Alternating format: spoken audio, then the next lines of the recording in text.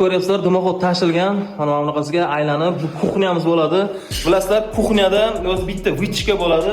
U gaz plitani ustida turadigan bo'ladi. Gaz plitada ovqat qilayotgan mahali ovqatdan chiqqan tutun vichkaga boradi. Vichka tortgancha tortishi mumkin. Baribir 100% hammasi tortib keta olmaydi-yu. Yonga qarab chiqqan tutunni mana shu dimoqot tortib ketadi o'rtoqlar. Bu yerga qarab turib ventilyatsiya qo'yiladi. Bundan qanaqadir joyiga bitta ключатель qo'yilgandan keyin bemalol kuxnyada ovqat qilinayotgan mahali bemalol foydalansangiz bo'ladi.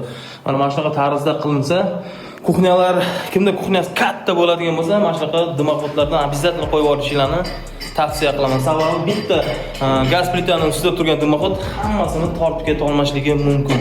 Gaz plitani dimoqoti bu tarafga qo'yilgan ekan. Buni biz bu tarafga xudo xolasa ko'chirib yuboradigan bo'ldik. 324-ma'lumotli videomizni qo'ydim o'rtoqlar. Videoga bitta like bosib, yaqin do'stinglar yoki tanishlarga jo'natib qo'ysanglar, uyini remont qilyapkan, aniq kimgadir manfaatli bo'lib qoladi bu videomiz ham. Sog' bo'linglar, salomat bo'linglar.